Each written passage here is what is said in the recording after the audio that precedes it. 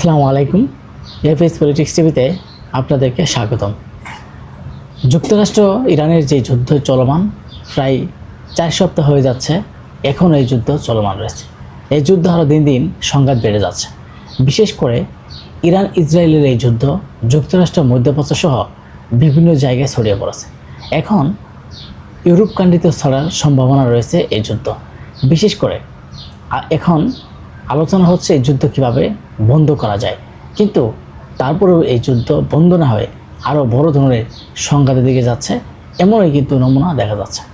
বিশেষ করে এই যুদ্ধ বন্ধ করার জন্য ডোনাল্ড ট্রাম্প যে 15টি শর্ত দিয়েছে ইরানকে, এবং ইরান সেটা নাকচ করে দিয়েছে, এবং ইরান এই 15 দফা প্রত্যাখ্যান করে ইরান একদম হুঁশিয়ারি দিয়েছেন, এবং তারা 5টি শর্ত দিয়েছে। বিশেষ করে ইরানের যে 5টি শর্ত, সেই শর্তগুলো যদি মানে তাহলে এই যুদ্ধ বন্ধ হবে। কারণ কিছুদিন আগে এই যুদ্ধ বন্ধ করার জন্য ডোনাল্ড ট্রাম্প নিজেই ইরানকে বলেছিল, এবং কি অন্য দেশদের বলেছিল যে আমরা অল্প দিনের মধ্যে যুদ্ধ শেষ করব, যুদ্ধ বন্ধ হয়ে যাবে, আমরা আর যুদ্ধ করব না। এবং কি ডোনাল্ড ট্রাম্প নিজেকে বিজয়ী মনে করে পিছনে হাঁটা শুরু করেছে।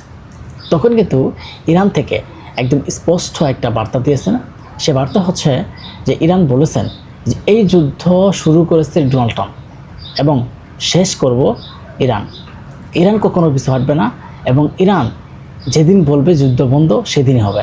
কিন্তু ইরানের যদি এই দফাগুলো মেনে নেয়, তাহলে ইরান আজই এই যুদ্ধে বন্ধ করার জন্য। কিন্তু তখন ইরান আরেকটি হুঁশিয়ারি দিয়েছিল যে 6 মাস পর্যন্ত তারা যুদ্ধ চালিয়ে যেতে সক্ষম, এবং যুদ্ধ আরও দীর্ঘস্থায়ী হলেও তারা যুদ্ধ করতে পারবে, সেই সক্ষমতা তাদের আছে। তারপর থেকে কিন্তু আসলে হতভম্ব হয়ে গেছে ডোনাল্ড ট্রাম্প, এবং তিনি যে প্রত্যাশা, তিনি যে প্রতিশ্রুতি, তিনি যে উদ্দেশ্য নিয়ে ইরানের সাথে যুদ্ধ করেছেন, এবং তিনি হয়তো ভেবেছেন যে অল্প দিনের মধ্যে 4 থেকে 5 দিনের সাথে ইরানের সাথে যুদ্ধ করে তিনি বিজয়ী হয়ে যাবেন, এবং তিনি নিজেকে বিজয়ী মনে করে তিনি হয়তো আবেদন করবেন যে নোবেল বিজয়ী পাওয়ার জন্য। মানে তিনি বারবার এই যুদ্ধ বিষয় নিয়ে বলেছেন, আমি নোবেল পাওয়ার যোগ্য, আমাকে নোবেল দেওয়া হচ্ছে না।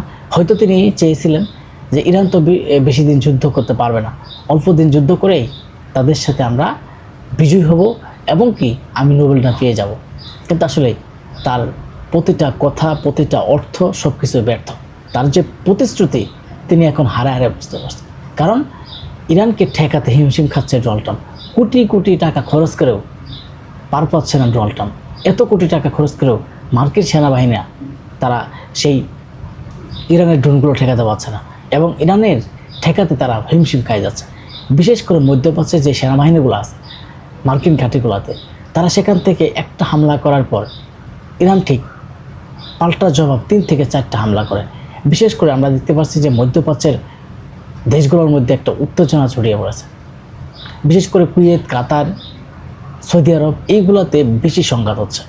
ইসরায়েলে যেরকম ক্ষেপণাস্ত্র বৃষ্টি হচ্ছে, পাশাপাশি মধ্যপ্রাচ্যের মধ্যেও ভয়ঙ্কর ঘটনা ঘটে যাচ্ছে। এর আগে ডোনাল্ড ট্রাম্প যখন একের পর এক হুঁশিয়ারি দিয়েছিল ইরানকে, ইরান ঠিক পাল্টা হুঁশিয়ারি দিয়ে বলেছিল যে পুরো মধ্যপ্রাচ্যকে অন্ধকার করে দেব। এবং তিনি আরেকটা কথা ডোনাল্ড ট্রাম্পকে একদম হুঁশিয়ারি বলেছিল যে ডোনাল্ড ট্রাম্প যখন তাদেরকে চোখ নিতে চায় এবং চোখ তুলে তাকায়, তখন বলেছিল যে আমরা চোখের বদলে মাথা নিব। এমনই হুঁশিয়ারি দিয়েছে ইরান থেকে। ইরানের যে সামরিক শাসক এবং উপদেষ্টা, তিনি বলেছেন চোখের বদলে মাথা নিব। তারপর থেকে ডোনাল্ড ট্রাম্প আবারও হতভম্ব হয়ে গেছে। কারণ ইরান কখনো দমিয়ে যাচ্ছে না। ইরান যে একের পর এক যেই হুঁশিয়ারি দিচ্ছে, এতে এখন ভয়ে আতঙ্ক হয়ে যাচ্ছে ডোনাল্ড ট্রাম্প। বিশেষ করে ডোনাল্ড ট্রাম্প এই যুদ্ধ বন্ধ করার জন্য পাকিস্তানের সামরিক শাসকের যে প্রধান, বিশেষ করে সেনাবাহিনীর যে প্রধান, সে সেনাবাহিনীর প্রধানের সাথে ডোনাল্ড ট্রাম্প আলোচনা করেছে এই যুদ্ধ কীভাবে বন্ধ করা যায়, এই যুদ্ধ অল্প দিনের মধ্যেই কীভাবে শেষ করা যায়। তার জন্য পাকিস্তানে যাতে বৈঠক বসে, তার জন্য তেহরানের সাথে, মানে ইরানের সাথে এবং যুক্তরাষ্ট্রের সাথে আলোচনা করে সেটা পাকিস্তানে বসার জন্য একটা চিন্তাধারা করেছে। এবং কি তুরস্কের প্রধানমন্ত্রী এরদোয়ান, তিনিও তার ওখানে বসার জন্য চিন্তা করেছেন যে এই দুটি দেশকে নিয়ে কীভাবে এক জায়গায় বসে এটা সমাধান করা যায়। দেখেন ইতিমধ্যেই ডোনাল্ড ট্রাম্প এই যুদ্ধ বন্ধ করার জন্য প্রস্তুত এবং কি আবারও 15টি শর্ত দিয়েছে, যে 15টি শর্ত যদি ইরান মানে তাহলে তারা যুদ্ধ বন্ধ করবে, তা না হলে হবে। কিন্তু ইরান তো তাদের এই যুদ্ধের কথা কোনো পাত্তাই দিচ্ছে না। বিশেষ করে ডোনাল্ড ট্রাম্পের যে কথা, প্রতিটা কথাই তিনি প্রত্যাখ্যান করেছেন। যুগান্তর পত্রিকা থেকে একটু রিপোর্ট শোনার চেষ্টা করব যে ইরানের সঙ্গে যুদ্ধবিরতি চুক্তি করার জন্য দেশটিকে 15 দফা আলোচনার প্রস্তাব দিয়েছিলেন মার্কিন প্রেসিডেন্ট ডোনাল্ড ট্রাম্প। পাকিস্তানের মাধ্যমে সেই প্রস্তাব তেহরানের কাছে পৌঁছে দেওয়া হয়েছে বলে মনে করা হয় এবং এরপরে জানা গেছে সেই প্রস্তাব সম্পূর্ণ প্রত্যাখ্যান করেছে আয়াতুল মোস্তফা খামেনি দেশ।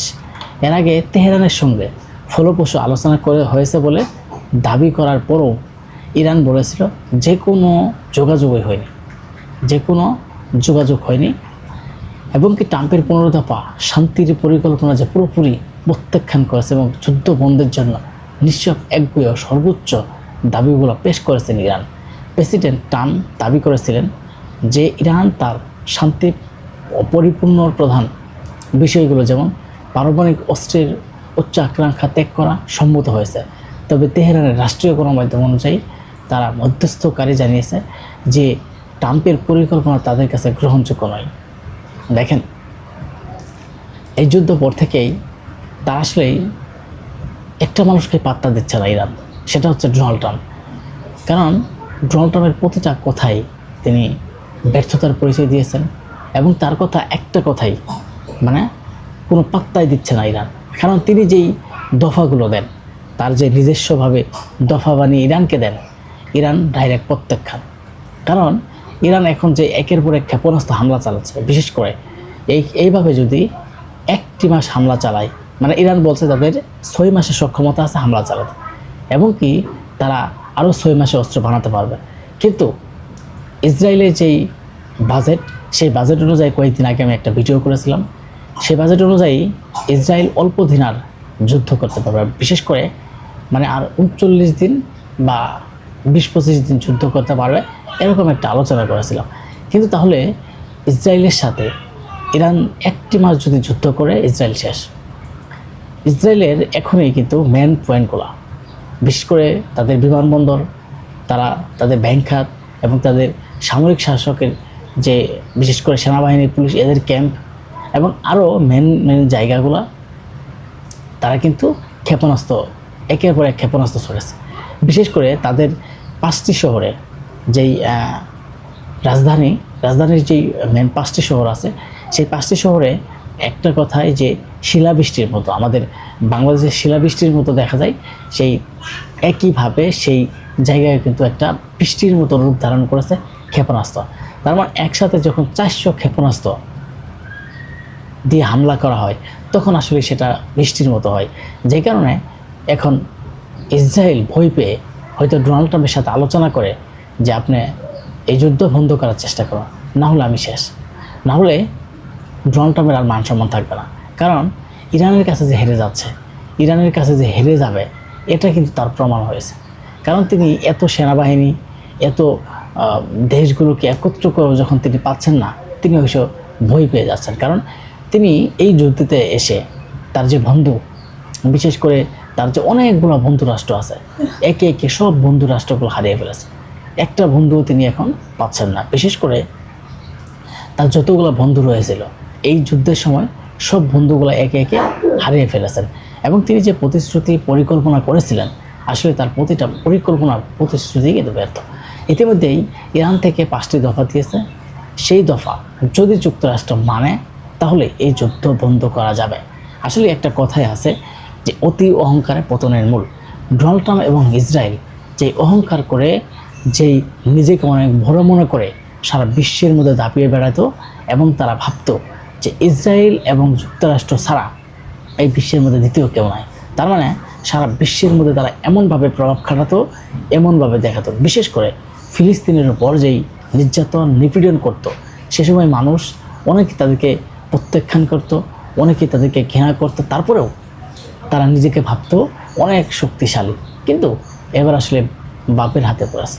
তো এতদিন যেই তারা যে স্বপ্ন দেখেছিল তারা একে একে যে মুসলিম দেশগুলোকে শেষ করে দেওয়ার যে পরিকল্পনা করেছিল, বিশেষ করে মুসলিমদেরকে নিয়ে, মধ্যপ্রাচ্যে যে মুসলিম কান্ট্রিগুলো আছে তাদেরকে নৈশয় বুঝিয়ে, তাদেরকে একটা নৈশয় বুঝিয়ে যেভাবে হোক এই যুদ্ধ কীভাবে বন্ধ করা যায়, সেই যেই প্রচেষ্টা চালিয়েছিল, আজকে তাদের প্রতিটা প্রচেষ্টাই ভুল।